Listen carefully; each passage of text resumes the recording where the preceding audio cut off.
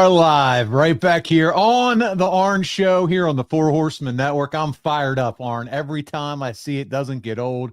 Paul Bromwell here once again with you. As always, I'm joined by the Hall of Famer, the creator of the spine buster you just saw on Dolph. That's right. We call him Dolph on this show. That's how ARN knows him. The founding member of the Four Horsemen, one of the toughest SOBs to ever step foot in the ring. He's my friend, my tag team partner. He's double A. He's the enforcer. He's Arn Anderson. Arn, how are you this week? Freezing. You're not lying, buddy. Is it cold where you are? It is. It's in the 30s. It's 38 degrees right now. As I look at my bottom of my computer, it gives me the little 38 and windy. You said you got a little bit of weather last night. Yeah, it was actually snow flurries. Not much, but more than we normally get this time of year.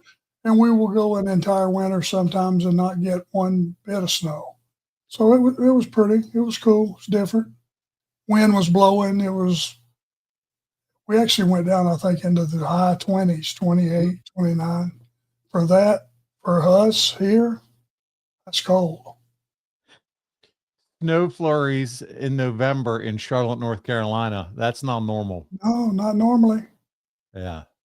I love it. It is cold, but according to the Mediocre Warrior, don't worry, Paul, because the more you talk, the hotter it'll get for you in that room. So he knows me well. He's been a big fan of the show, I guess, for a long time and knows how this works. Arn, before we get into it, we got a lot going on. The family is here. Horseman Nation, as we like to call them. By the way, t-shirts are available at thefourhorsemanshop.com. We have a lot to cover, but today is Veterans Day, and I know you wanted to say a few words to our veterans and those who have served on the big day, Veterans Day today. I could talk until next month about our men and women in uniform and not do them justice. I think we owe them a debt of gratitude. Everything you do when you go open your refrigerator and you grab something cool out of there that you want, they're responsible for that. Your kids doing recreational sports, you name it, they're responsible for that. Our soldiers, male and female, set the tone for the entire world. We are very, very, very thankful to have each and every one of you. God bless. And the least we can do is give you a day and honor you. And that's what we're doing today. So well said, Arn. I appreciate it. We have some folks that Darth Payne is one of them. He's always here around the virtual living room watching the show. He's a veteran, and he's one of our fans, one of our great listeners, and many of you are. I know he's one of them I saw in the chat already today. So just want to wish you happy Veterans Day, and thank you from the bottom of our hearts to those that have served this great country. And we want to recognize that today for all of you. I know I have family and relatives, grandfathers, cousins that, we are recognizing today. So just very appreciative of all that you've done for our country. Yes. So Arn, we wanted to make sure we did that and recognize all of those folks. And this is a big month as well as we continue to roll on and think about the month. We'll have one more show later this month to Ask Arn Almost Anything on Tuesday, the 25th, the Thanksgiving edition. We're going to have fun on that show. So go ahead and put it on your calendars now, 6 p.m. Eastern. We'll be back with you then. But speaking of Thanksgiving, a few days later after we celebrate Thanksgiving and all that we're thankful for, we are going to see each other again in Winston-Salem, North Carolina at one of the biggest events for you and Brock and so many other wrestlers at WrestleCade in Winston-Salem, North Carolina. I can't wait to see you there, man. Tracy and all the guys over at the different, whatever the participants that every year join in, and they're a part of of that show. It is 3 days of just talent after talent after talent after talent. And it's just so well done. It's really, really become it's an event.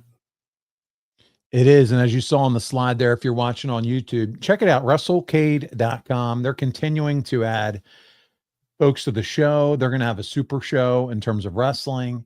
The AEW Tag Team Champions High Spots is a big part of that too. Yes. Paul, you know that, right? Yes, I do. They're going to be, a big part of it. Trish Stratus is going to be there. Sting is going to be there. Paul White. I mean, so many. But you're going to be there, and Brock. It's going to be a great time. So check it out, Russell Cade. We'd love to see you, and come out and support Arn and Brock there. A couple days earlier, though, on Thursday night, we don't want to forget. I have a graphic for you here. You're going to be at the Charleston Music Hall with MLW. I know you're looking forward to be there for that show. Yes, I am. Brock has got himself in a little bit of a feud. This cat, Kruger, I think is what they call him, tried to electrocute his partner, being CW. So I think Brock took that personally. I mean, he is an Anderson, CW. He's one of us. Yes. You go that far, somebody got to pay the fiddler. We'll see how that goes. I'm going to have a seat down there real close, maybe. We'll see how it goes, but I'll definitely be trolling the area. Just a little psychological food for thought for Mr. Kruger. And usually, if you check your history books, when I get involved, things get real nasty for the other team. You know what I mean? They call you the enforcer for a reason, Arn. So they don't call me that for nothing. There you go. There you go. So ought to be a good time. So make sure y'all check that out. Wouldn't be a show if we didn't make sure that we put over fourhorsemanshop.com. I want to talk about what has been selling like hotcakes recently. Hopefully you all can see this copy. It's just not any copy. It's just not any spot. No, this is the spot that Arn Anderson put his signature right there on the book. This could be yours. This is one of the autographed versions. And Arn, half of the inventory that I had you sign in Charlotte are now sold.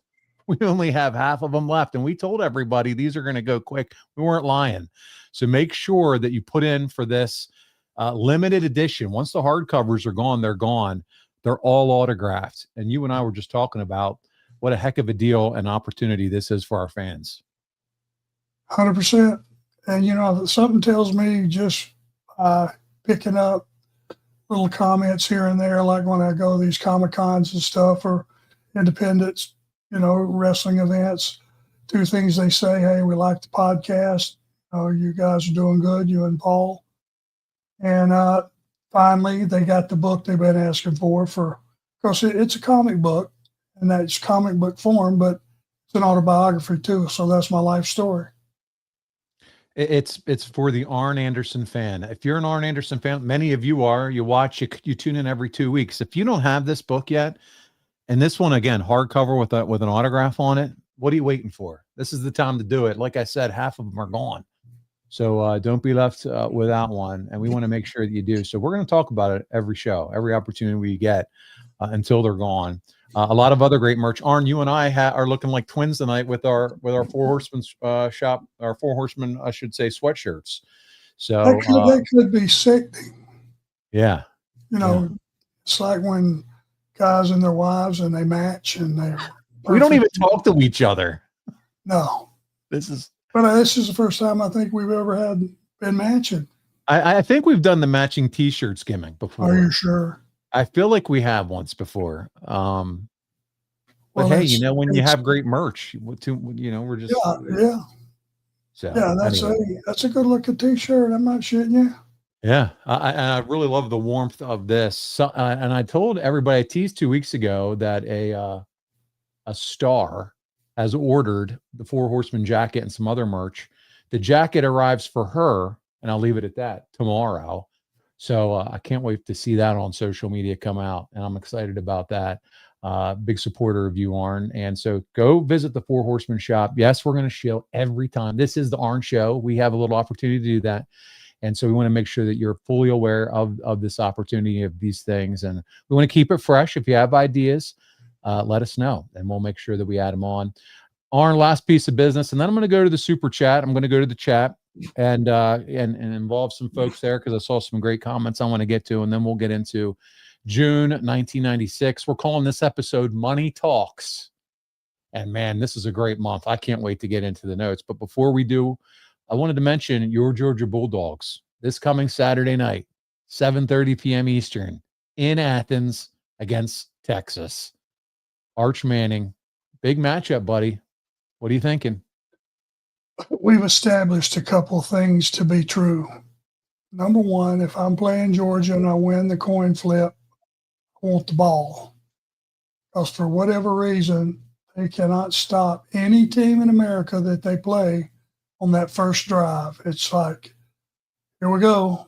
Here we go. I don't know of anybody that's had to punt. So that's one of those things. But they also find a way to win in that second half. And that is a lost art. That is a talent. That is almost a mythical.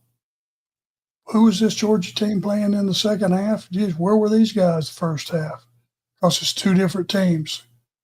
Sure, I'm enjoying watching them, watching all their success, and it's a highlight of my Saturday.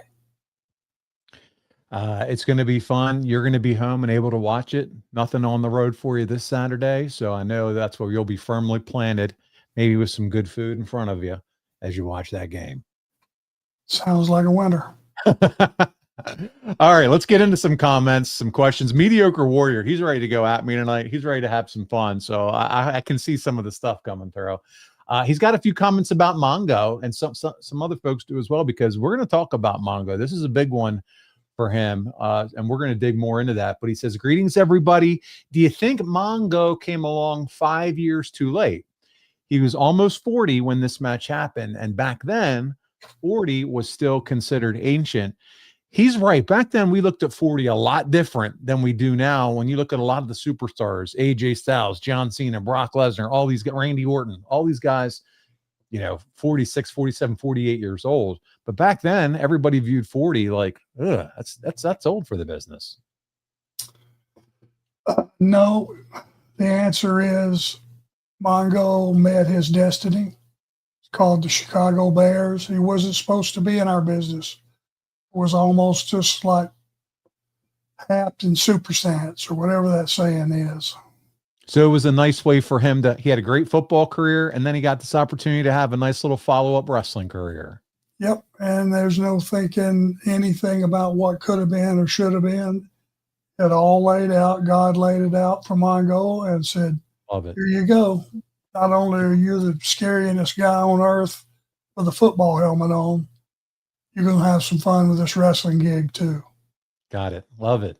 Darth Payne, who I just talked about, he says Happy Veterans Day to all my fellow veterans. Question is it just me, but was Mongo really underrated as a horseman? He was a legit tough guy, and I thought he was excellent on the microphone.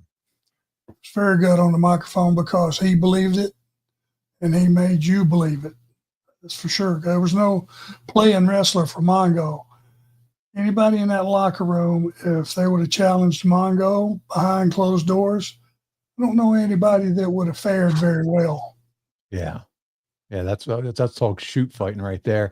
Mediocre Warrior says, I think if Mongo came out in the 80s, he might have been a decent draw for Crockett. So what do you think about that? The Crockett thought, him in the 80s as a wrestler. I can't see Mongo as far as what his calling was or his shine being anything other than football. Some guys pass through our business just like Mongo did, and Kevin Green, and a few other guys. And they're there for a cup of coffee and they get to live a childhood dream, and then they move back on to whatever it is they were doing. And, he was always very respectful of the business, very respectful of the boys, because, hey, he was in those trenches fighting every Sunday. So, he knew about what it took to be a badass, and he was. Yeah, for sure. Ryan Nodal chimes in. Ryan, always good to see you here. He says, congratulations to Tully Blanchard on his engagement. He announced it today on social media. Tully is engaged, Arn. So big congratulations to Tully. Congratulations, Woody. We'll get to see him. We'll get to see him in Winston-Salem too. Yeah. Yeah, he's bringing. Yeah, I think he's bringing the future missus. I don't know. I know they have like the ticket package. You can get a picture with him and Tessa, or you can get a picture with him. But I don't know that he's bringing her. But we'll get to see him and connect with him there. But yeah, really very excited. I shot him a text earlier today, and very cool to see him. On the second half of life here, find someone that he's very happy with, and have an be engaged again. Congratulations, Tully. I hope you're happy for another 50 years, my man. There you go. Ryan Nodal, he's letting us know he's riding high watching his Dolphins beat the Buffalo Bills. Man, anything can happen in division games, that's for sure. And he lets me know that he'll see the Steelers December 15th from Monday Night Football. But he could be riding high again, because who knows what version of the Steelers will decide to show up that week. Who are they playing? So they crushed the Bills this past Sunday, but they're going to play my Steelers on December the 15th. That's what he's talking about. So we'll see. Okay. I don't get cocky with that stuff. Daisy Mama, hope you're well. Arn and Paul, excited for another show. It's 32 degrees in West Virginia tonight. I bet there's some wind whipping up through the mountains too, buddy. I can only imagine. CG says, good evening, ladies and gentlemen. Hope everyone had a great couple weeks and enjoying this nice cold weather. We've even had some snow showers this morning. I saw at 4 a.m. CG, it feels like it's happening kind of all across the country. Darren Staley says, I am here. Those are the 3 words that he wanted to drop on us. So we appreciate you being here, Darren. He has a super chat for us, which I'm getting to. Thanks for being here, Darren. You're always welcome. Yeah, buddy. We love it when you're here. Scotty Reed says, I'm late, but I'm here. Hey, guys, a little rough around here. Hours are getting cut. Christmas is coming up. The only thing good right now for me is my birthday's coming up on the 18th. Scotty, happy birthday, early birthday, man. And sorry to hear that about hours getting cut around this time of year. That's brutal. The only thing I don't really like, is I don't like it getting dark so early. 5:30, it's dark. But sometimes, leaving the office, it's already dark outside. I'm like, there's no, what are we doing? It's, I'm with you. I don't like it either. We're stuck with it because we can't control the weather. No, we can't. Here's the super chat. We're throwing it on the screen. Darren Staley, 2 Charlotte-specific questions before wrestling talk. Does Arn remember the Capri Theater on Independence? And did he ever frequent the Pterodactyl Club? I know this is more of an Ask Arn question, but I'm just curious. Well, I don't even know what those are. So that must have been just prior to me. I don't know. What are you talking about, Darren? What you talking about, Darren Staley? Capri Theater. I don't know where that is. Okay. And the Pterodactyl Club. That looks like a place that if you don't have a handgun, they'll give you one at the door. Oh, man. That's so fun. He probably didn't even mean to have fun, but it just is. It's just your response is hilarious. So sorry, Darren. Let's go over to the wrestling questions now for you. But thank you for the super chat, my man. Appreciate it. Wish I could have accommodated you. Mediocre Warrior, when he heard the news that I was going to see you in Winston-Salem, says, poor Arn. He just can't get away from Paul. And he says, I'll give Arn $100 if he'll just give Paul a DDT once. Do you guys realize that Paul's 6'8"? Stop.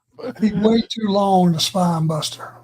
Oh, man. He's not made for it. Listen, in your day, we saw you spine buster Vader, okay? So he wasn't 6'8". Oh, he was much 6'5". He was much bigger. So you guys are entertaining yourselves. Do we even need to get into June 1996? I'm kidding. We'll get into it. You guys are hilarious. I love the questions. And good stuff. Keep them coming, especially the super chats. And we really appreciate that. That all goes to the man, Arn Anderson. Let's get into this month. You ready to talk a little bit about some wrestling from June of 1996? Because Nitro was red hot, my friend. Yep. All right. Wait on in there. All right. Well, here we go. Because June 3rd, 1996, last time we wrapped up, we were talking about 2 major things. First of all, it was Mongo and Kevin Green. They had challenged you and Ric Flair to a tag match at the pay-per-view, and Scott Hall was the other big news that month, and his shocking walking down the aisle, walking into Nitro, and everybody's kind of frozen like, what is happening here? But we know we're all excited and can't wait to see what's next. So that's where we're at. That's where we left off the last time we were together and doing the monthly series. Now, here we are. It's June 3rd, 1996, and we're live from Asheville. Lee Marshall is going to narrate some footage from Mongo and Kevin Green training, as only he could do. It was great. You see what I did there, Lee Marshall? Very good. Okay. Not bad. Yeah. And you and Flair on this show are going to face none other than the Rock and Roll Express. And you guys had nearly a 19-minute match with them, and it was classic Southern tag wrestling. Arn, I went back this past Sunday morning. I can tell you, I watched every Nitro from June. I also watched the Great American Bash. This was such an exciting time of wrestling. We've had some months that we've covered, and there's been some lulls and some duds and some bad video packages and things like that. Man, not only is it exciting because what's happening here with Hall and Nash and all that, but just overall, things are clicking, stories are moving, and man, this was a lot of fun. But to see Ricky and Robert come out, how excited were you after all these years to be able to lock up with them again? Impossible to say how good they were and how over they were and just what great businessmen they were. The fans loved them. The boys loved them. Everybody wanted to wrestle them. There was such a talented couple of guys that come along just every so often in a, generation. And those guys were just phenomenal. There should be a Mount Rushmore just for those two guys. When you think about tag team wrestling and what they were able to do together, you always think, at least I do, the Crockett days, rock and roll, midnights. They made everybody that they worked with. Yeah, everybody. Sure. And just for them coming out and on WCW now on Monday Nitro, it's kind of a big deal, man, especially because a lot of the fan base, at least, Crockett era fan base that transitioned with WCW now gets to see that Rock and Roll Express together on the big stage in Nitro, which is very cool. Yep. And they're still out there on the weekends, still wrestling as a team. He's still rocking the mullet. He's still doing his thing. Unbelievable. It is. It's cool to see. Let's talk about the finish because woman rakes Gibson's eyes. You hit the DDT. Flair gets the pin. But man, woman's getting physical. She's just not, providing a distraction or handing the heel a shoe. She's getting up now and she's raking eyes. So I'm really enjoying watching her with the Horsemen. She was also screaming very loud a lot of the matches. Do you recall her hyperness and getting involved in her activity in some of these matches back then? She's somebody else that I bet you would really, if you gave her too much junk, take one of those fingernails and poke your eye out with it. No doubt about it. She's super sweet lady, super sweet, but I don't think you would cross her and get away with it. And you say that super sweet lady, but that really goes to show you how good she was at turning it on when the cameras came on and getting into character. Absolutely. Yeah. I have a fun picture that I want to show because before the match, you come out and Rick come out wearing some NFL jerseys just to be antagonists. And so I grabbed a still of it, but there you are rocking the Steve Mongo McMichael Chicago Bears jersey. Flair's rocking the Kevin Green's jersey. He's doing the hut hike run down the aisle. And I asked you before we jumped on if you remembered sporting that jersey. But I mean, now that we have, now that we've gone on from this time, a lot of love and appreciation for Mongo. You had a lot of respect for him. We see kind of the journey that he ended up having to go through towards the end of his life. I just thought it was super cool. And I know this was more of a heel move back then, but still to have this picture of you in a Mongo jersey coming down ringside just kind of felt a little different. It was cool to see. Well, we thought if we got them really pissed and got them off their game, we'd have a lot better chance because it was not lost on us what a couple studs we're fixing to have to get in that ring with. Kevin Green's a hoss, Mongo's a hoss, and they're an unknown entity. You have no history of anything they've ever done resembling wrestling. They're just it's an unknown quantity. Such a good time. Obviously, you see Miss Elizabeth and woman pictured there with you and Rick, and it was just like I said, just really enjoyable time. I would tell all of you after you watch this episode of ARN, go back and watch that month, at least some highlights. I think you're going to really have a lot of enjoyment because during the match here, Bobby Heenan, he leaves commentary.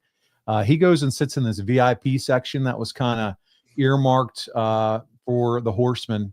He whispers to Elizabeth and Woman, and then later Gene Okerlund comes down and says they're having a conversation, and Heenan says, "Hey, I'm not managing. I don't do that anymore. I'm not a manager, but I'm going to be a coach, and I'm going to coach, Rick and Arn." And then he brings out a John Madden Award, and says that I've been a John Madden Award winner. Again, the tie-in with football and how he's going to coach the two of you against this group.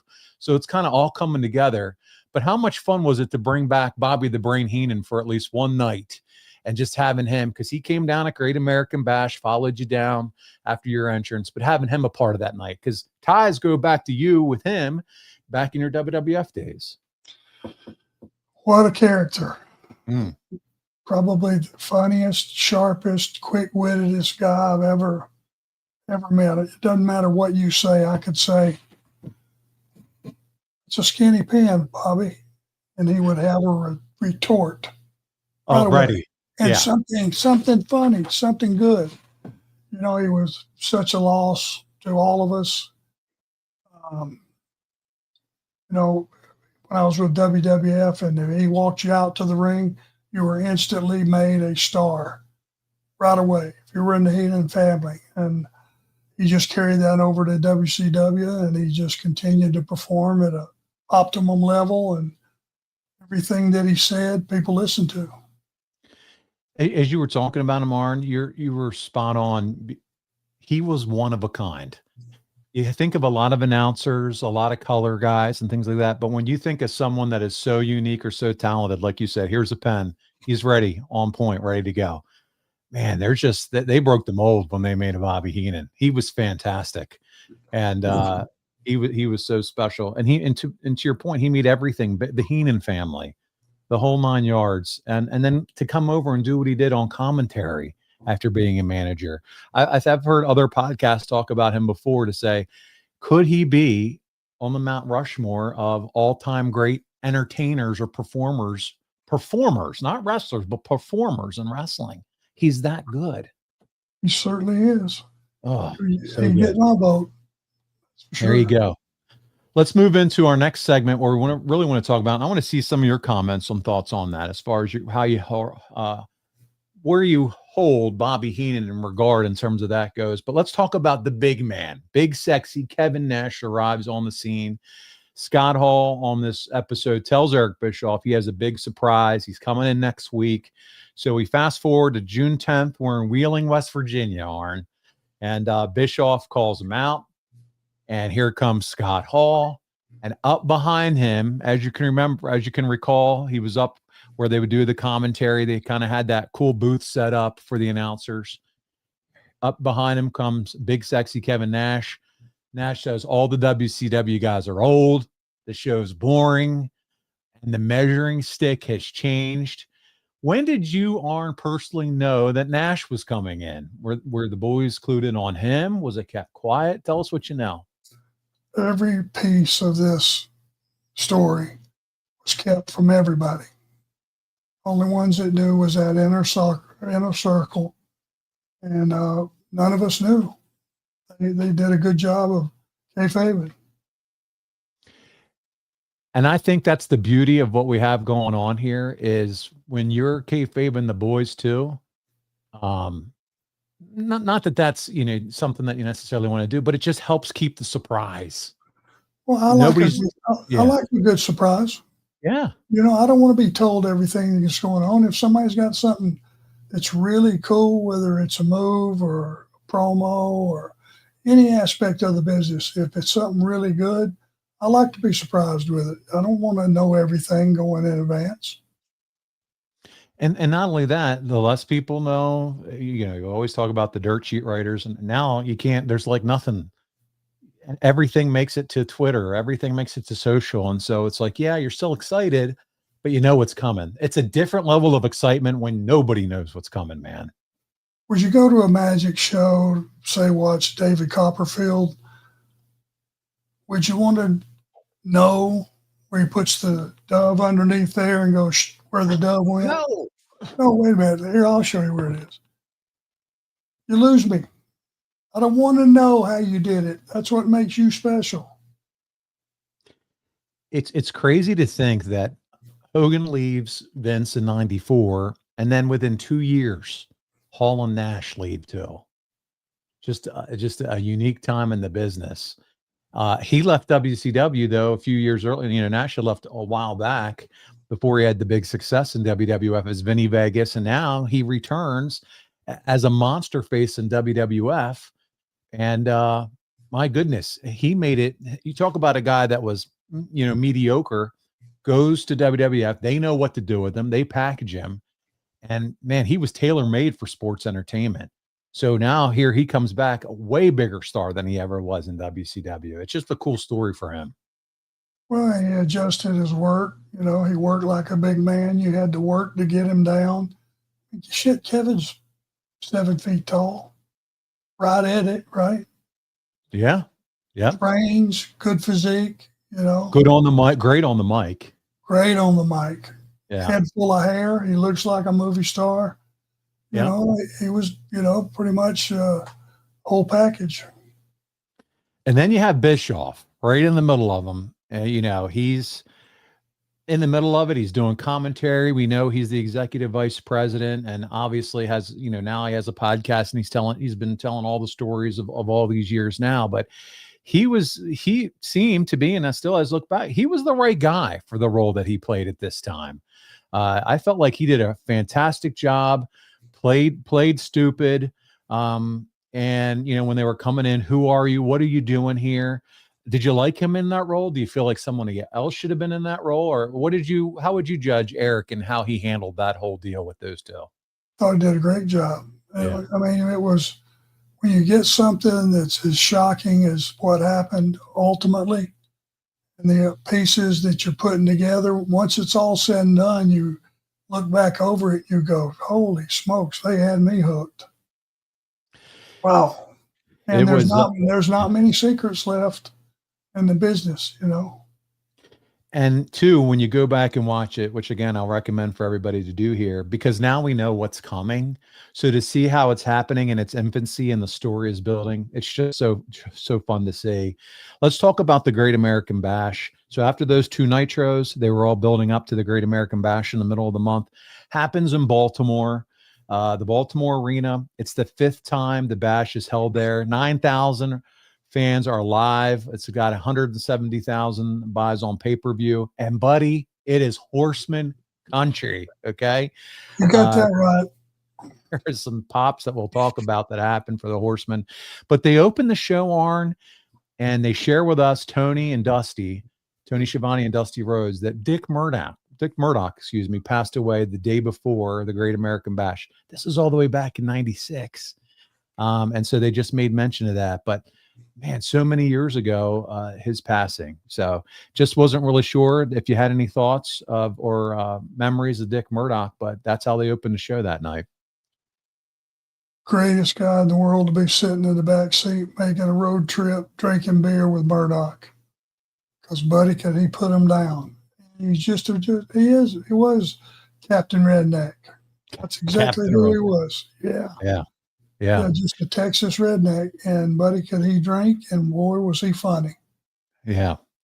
It's just crazy to think all those years ago, back in 1996 is when he passed. I want to run through the card real quick. Rick and Scott Steiner beat Ice Train and Scott Norton. Scott hits the top rope Frankensteiner. Arnie's 275 pounds. I mean, he was a freakish athlete. Top rope Frankensteiner. Scotty? Yeah. Oh, yeah. Hell yeah, he's a hell of an athlete. Are you kidding me? You're right. He's a big guy to be doing that kind of moves. That's Rey Mysterio stuff. And that's what I'm saying. Speaking of Rey Mysterio, he's going to be on this card, and this is where he debuts for WCW at 21 years old. He had been in ECW, but now Rey is now making his debut. This is a big Great American Bash. Loved Baltimore as a wrestling town. They were 100%. They liked who they liked.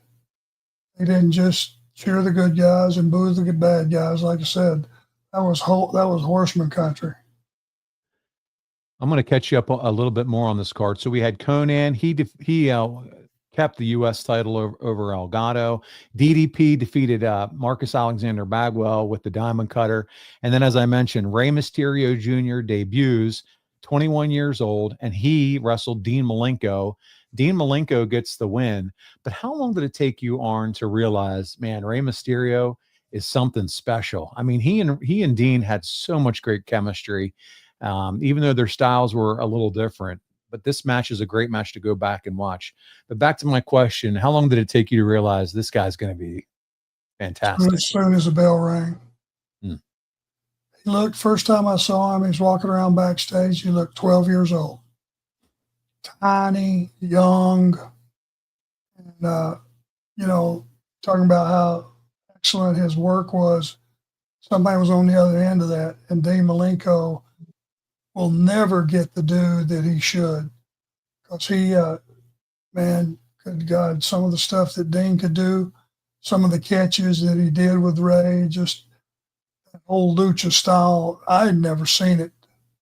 And to see it firsthand and by two of the best that ever lived, and I was just sitting there with my jaw on the ground, go, who can sit down and talk with another guy in this business and come up with, actually picture what we're talking about. Here's what I'd like to do. Da-da-da-da-da-da. And when it's done, you go, can't do that. And boy, they did it. They did it. And now you have Dean, who, he's going through his share of physical problems, but he's still doing his thing, sharing his knowledge with the boys. Tough son of a bitch. Dean Malenko. You keep up with him still to this day, don't you? Oh, yeah. We're very good friends. I love Dean. Love his family. Nice people. Anytime Julie's in the town, if we do a con of some sort or something, or in there and go spend some time, have lunch. They're good family friends. That's love great. them. And then Ray, on the other side of it now, we're talking 96, still wrestling for the WWE all these years later. It's just incredible. And especially with his style, that to me, that just blows my mind. Still doing his thing. Yep. Just incredible. So the presentation too, he had Ray with the mask, the bright gear. It's similar to Surfer Sting, if you think about it, when he had all the bright colors and all that. And that's what you get out of Rey Mysterio and Junior here. And he's always pushed the envelope when it comes. But man, you talk about ushering in a whole new style and the influence that he's had, even the last 30 years in the business. Would you consider him the greatest luchador of all time? No doubt. No doubt. But you know what? The art form that made him so believable and credible, he didn't mow anybody down. He didn't knock anybody down, chopped them down. So he made up for the fact that Ray was 5 feet tall and maybe 140 pounds. But he did everything he did to get a guy off his feet, made perfect sense. And it wasn't he was steamrolling anybody, which the audience would have dumped all over that. He just chipped them down, and finally did enough that he got them on one leg, and that's when he knocked them on their ass. It was always, the classic David and Goliath with him. With everybody that he wrestled, it was David and Goliath, yeah. For sure. So we move on from that, and then we get just a match to me that I'll never forget. It's Benoit and Sullivan, Falls Count Anywhere. They went into the crowd. They went into the toilets, into the men's room. And I got to have a little bit of fun with this one, Arn. They made their way up the stairs.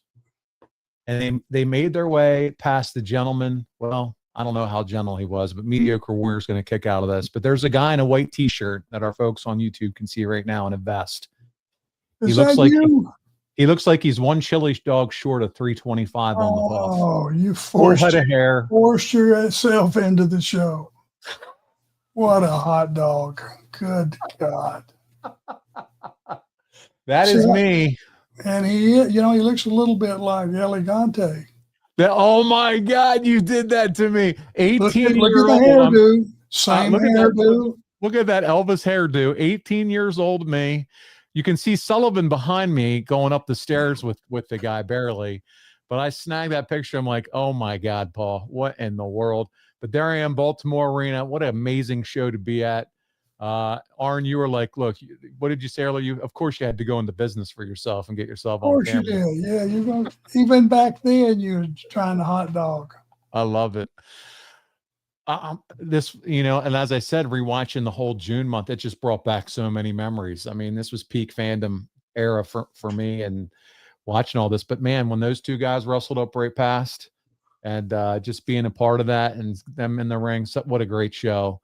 And I just had to have a little fun with our audience. I'm sure I'm going to get blasted in the comments. I can't wait. You can bet them being out in the crowd, they were bringing it too.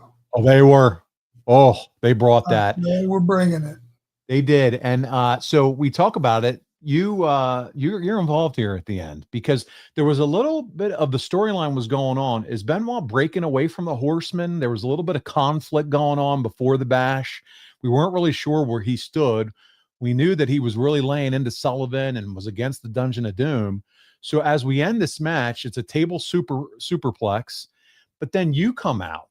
Here comes Arn Anderson, and we're all standing there as fans, like, what's Double A about to do? Never in my wildest dreams that I think I get to ask you about this years later. You pull Benoit off, and then you look around after you pull him off, and then you both start stomping Sullivan, and the crowd explodes. It is Horseman country in that moment. You two are together. You're bonded. It's Horseman. Dungeon of Doom alliance with you guys is no more. And man, that was the end of that partnership right there with Dungeon of Doom. It was so cool. Life is full of choices. I had to think about it for just a second, but it didn't take too long. Were you thinking to yourself, oh man, after the pop that we just got from that audience, when we come out here, the Horsemen are going to be getting all the love against Mongo and Kevin Green. We're not the heels in Baltimore, baby. We're the faces.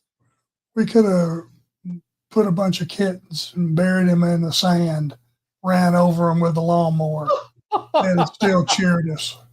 Oh man, that's awesome. That is so good. It's so true though. Guys, go back and watch it. Arn Anderson became a god when he just started attacking Kevin Sullivan. The Horsemen were red hot. I was, again, goosebumps watching that moment, and I thought there's no way they're getting heel heat when he comes out with Flair. So it was great. This pay-per-view was one of the better ones that I've seen in a long time from WCW. We move on because we still got a lot to cover. You got the WCW Tag Team Champions, Sting. He defeats Steven Regal, submission, Scorpion Deathlock, 16-minute match, him and Regal. So they definitely gave them some time. And then it's the semi-main event. It's Flair, it's Arn, and it's Kevin Green and Mongo. You got Heenan coming down ringside coaching, Elizabeth, woman. You have Deborah. She's on with Mongo and Kevin Green. The match goes 21 minutes with two guys, Arn, that are not very experienced in the ring. Tell me do you recall any practice, talk-throughs, walk-throughs with those guys before that match? I'd grabbed us by the hand, pulled us aside, said, these guys are not good by any stretch of the imagination. They're not polished. They're not great wrestlers. They're brawlers. Kevin Green was about half-cocked every minute of every day. Mongo's just a beast. Have at it, guys. Do the best you can. And it actually turned out to be all right. It was entertaining as hell. And it was 21 minutes long. Kevin Green was doing the football shoulder tackles. Flair took a lot of big body drops. I'm telling you, it was a lot of that. At one point, you could see Flair calling it in the ring when he would go. Kevin would fling him into the ropes, telling him what was happening. But it was highly entertaining. Mongo taking the chops from Flair and acting like they didn't bother him at all. And then him giving him back, Flair doing the classic sell job. It was great. It was everything you'd hope it would be with the four of you. But in the end, oh, by the way, Macho Man was in their corner. He was their coach for this team. So it had all the effects. Flair at one point and Macho are going down ringside, and Macho's grabbing Flair and driving back to the ring. He's suspended at this point. He's coming back the next Monday on Nitro, and he wrestles Flair, which we'll get to. But it all comes to a culmination at the very end. We know what happens. Again, the name of this show is Money Talks. And Steve Mongo McMichael and Deborah, they were working together when the ref wasn't looking, took the old Halliburton and smashed it over Kevin Green, and Flair got the pin. And now Mongo is a Horseman. It was vintage Horseman storytelling. You had seduction, betrayal, and then the payoff that shocked the crowd. And Mongo's now a Horseman. Do you remember anything of how the plan came together to say, let's make Mongo a Horseman? I don't know whose idea it was, but it absolutely worked. If you're going to plug him in, put him with guys that can protect him, and we could definitely do that, and just feature him in an offensive role. And I don't think anybody saw it coming. That's for sure. He fit that perfect role. Surprises are great, aren't they? Oh, so good. And he fit the perfect, if you think about it, you know, Ole the heavy. There was always the kind of the fourth horseman, Luger, the total package, muscle, jacked, the heavy. He was that fourth member of the heavy of the four horsemen here in these days. And he was also mouthy. So it just worked. And he brought his wife into the picture. So you bring the beauty into the horse. So it just worked. Yes, it did. So just when you have that excitement, just when you're on a high and you just saw the big change in the move, they go right from that to let's go to the stage and have Eric Bischoff come out and now ask Nash and Hall to come out and do an interview with them. So it's like, okay, we're riding high. There's no down there. It's not going down at all, this show. That doesn't happen until after this moment when they have the main event. I say that tongue in cheek, but the main event's Giant and Luger. But you're having some pretty big moments to get there. So you have Bischoff come out, top of the stage. He brings out Nash and Hall, and they start, you know, having a conversation. And Hall's like, all right, we're here. We got our third. Who are your guys? Bischoff, you know, because Bischoff told him, I want you to be in Baltimore on Nitro. You come to Baltimore. You come to Baltimore, and I'll tell you. They come to Baltimore, they're on stage, and Bischoff says, I'll tell you tomorrow night on Nitro. And Scott Hall's like, you playing me? You messing with me? You know, kicks him to the gut. Nash grabs him, throws him up in the powerbomb deal. Powerbomb deal, and power bombs him off the stage. Another big moment in wrestling history that no one will forget. Okay, so this is right after we just saw this massive Horseman deal. And things are just on fire at this point for WCW. They end up having Luger come out for the main event, and Luger comes down off the ramp to check on Bischoff right after that segment to make sure he's okay. I see David Crockett, our good friend David Crockett, who you never really see on TV at this much, but he's one of the ones with Doug Dillinger checking on Eric Bischoff. So this is feeling real. It's intense. And man, this is Hogan's not even involved yet. But this is turning into must-see TV at this point, Arn. It's like you saw something that you weren't supposed to see. Exactly. Something went south that wasn't, there weren't, I don't know if that was supposed to happen or not. Because remember, Bischoff was still in that, just an announcer. He didn't have any power. Nobody knew he was running the show. So it would be just like if you smacked Tony Schiavone or somebody. They had no idea, you know, where that was going to lead. It was great. It was fantastic to see. And again, such an enjoyable pay-per-view. And we know it only gets better from here. The story continues. We're going to get to that in July. So I want to talk about the main event really quickly. It is the Giant. He's the champ. He's just motoring through people on Nitro. And in this contest, he's against WCW Tag Team Champ and TV Champ Lex Luger. And it ends after 9 minutes, 38 seconds. Luger couldn't get him up in the torture rack and falls face first to the mat. And as the Giant was on his shoulders, and the Giant gets the win, and it's over. Giant's still the champion. And that's it. That's the end of the bash. And so let's talk a little bit about the aftermath as we continue to move on, because I also want to make some time for some more questions from some of our listeners. June 17th, Nitro. Flair takes on Savage. this time Mongo gets involved with the Halliburton once again. The Halliburton becomes infamous in this angle. Flair comes out running his mouth. He's mocking Savage about the divorce with Elizabeth on live TV. I'm assuming Flair would have had to make sure he can get away with some of this stuff with Savage before he goes out and says it. I don't know. You think he just goes out and says whatever? I guess. I guess. Who knows? But now they also, who knows with that? Steered clear of Liz and Randy. I steered clear of them. Oh, I'm sure. Because that you could step in a mud puddle without much effort where they're concerned. Yeah, and I'm with you. To me, same thing. I would be like, I am not going anywhere near that, especially as you know of his temper.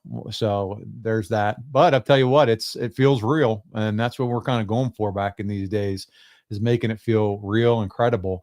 But you're getting Mongo involved right away as a follow-up in this match, continuing with his heel action. So I like that from a storytelling perspective.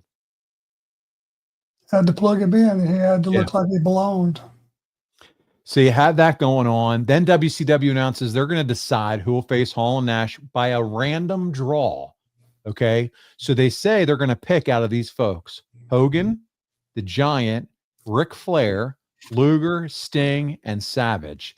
And after the random draw, it's going to be Sting, Luger, and Savage to face Hall and Nash and their mystery partner at Bash at the Beach. Mean Gene announces that at the very end of that Nitro. And then we move on to the next week in Charlotte. Hall and Nash make a big appearance in the crowd with baseball bats. And it's at the conclusion of Nitro. There's a three-way tag team match going on for the tag team titles, might I add. And it was Luger and Sting. They're the tag champions against the Steiners, against Harlem Heat, all for the tag championship. Then all of a sudden, you see Nash and Hall coming down out of the crowd with bats. Security floods down and gets into the ring. If you're not paying attention, Arn, while all this chaos is going on, Harlem Heat, they cradle Luger in the corner, get the 1, 2, 3, and they lose the tag team championship. Harlem Heat are now tag team champions. But so much chaos is going on with Hall and Nash coming down that I had to rewind it and watch it again to catch the pin of the tag team title change. But yeah, that happened. But you had 15 officers come in. These officers just didn't come in. No, Arn, they came in, surrounded the ring, and they close up a camera on all these guys as they kept putting their hand on their piece, on their weapon. So they made it really intense. And Hall and Nash had their bats outside of the area there, outside of the ring area. The crowd looks like they're freaking out. It was just such an intense scene. The imagery of the bats. We'd never seen anything like this before, man, but it was cool. Looked like it was out of control. And that's exactly what we're going for. And man, that's how we wrap up June. It was for WCW. I want to touch on one more item that was going on across the way in WWE, but what a month for WCW, huh? Momentum starting to build. Lot of great momentum. I did want to touch on one newsworthy item going on. It's a major newsworthy item. Meanwhile, over in Milwaukee on June 23rd, save month, WWF would run the King of the Ring, and Steve Austin cuts the promo that changes wrestling. It's the Austin 316 promo that says, "I just whipped your ass." And Arn, you were a good buddy of Stunning Steve Austin when he was breaking in. Great worker, good talker. He loves and respects you. He's mentioned you before on social media.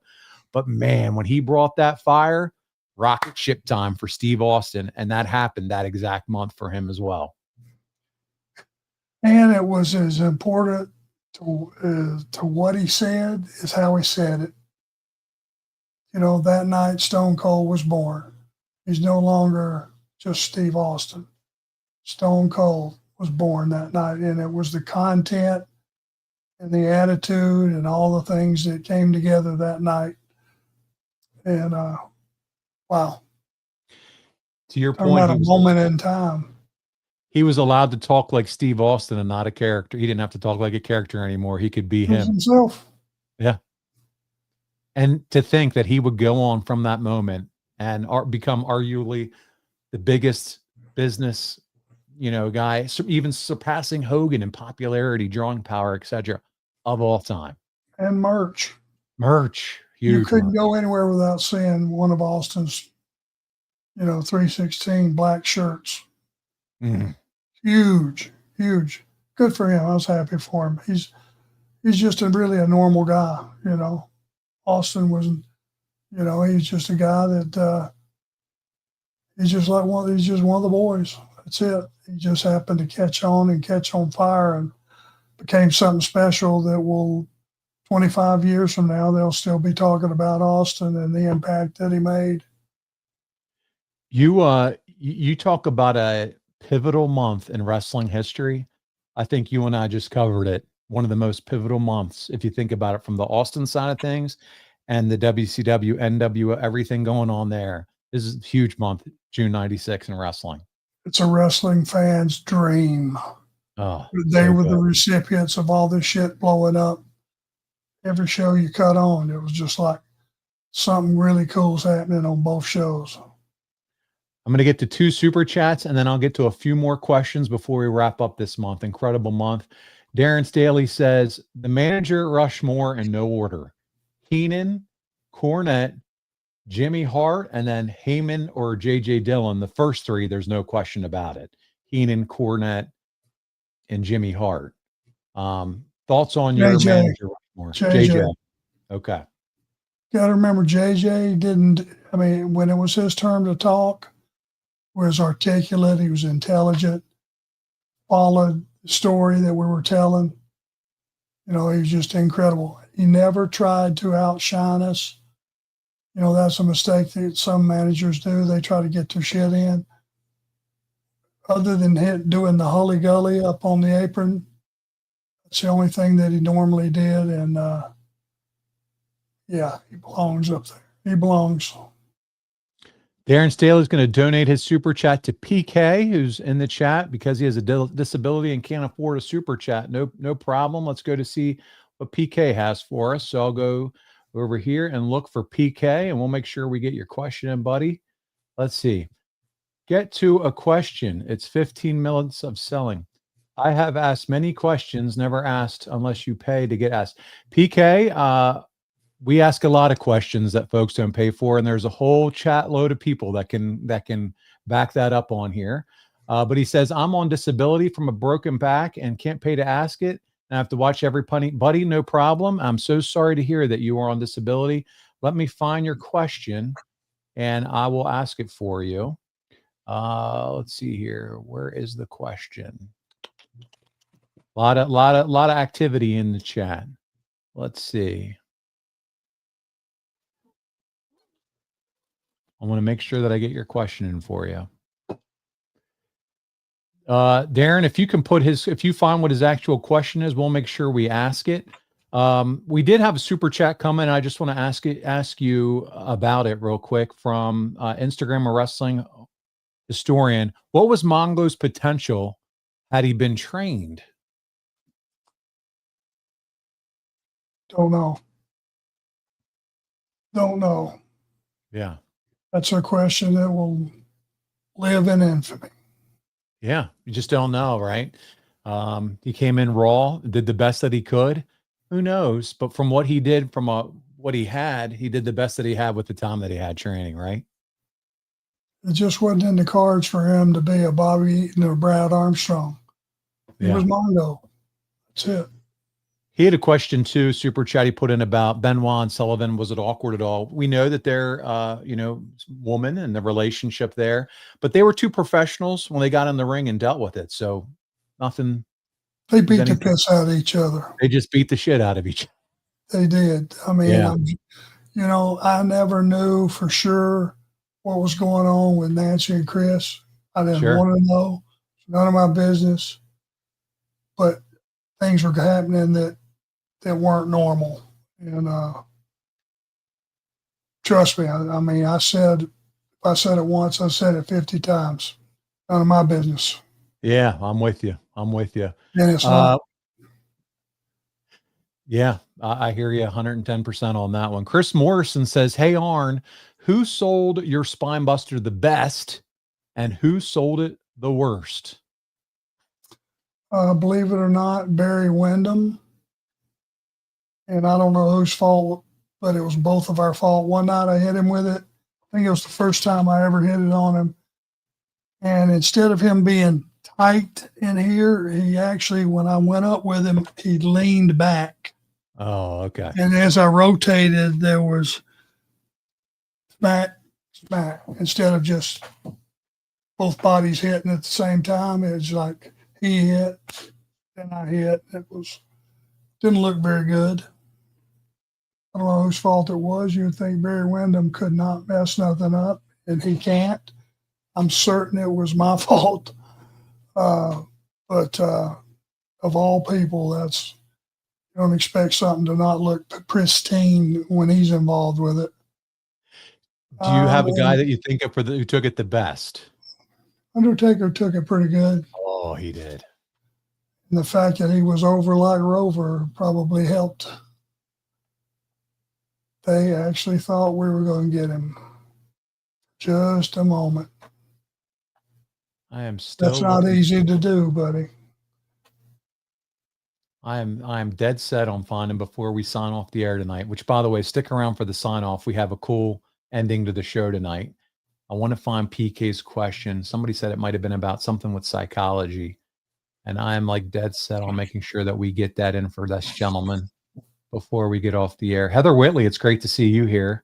Saw you. Dolph Ziggler as well on that spine buster bump. Dave, yeah, there you go. That's another one. Dolph Ziggler is another guy that is an incredible worker.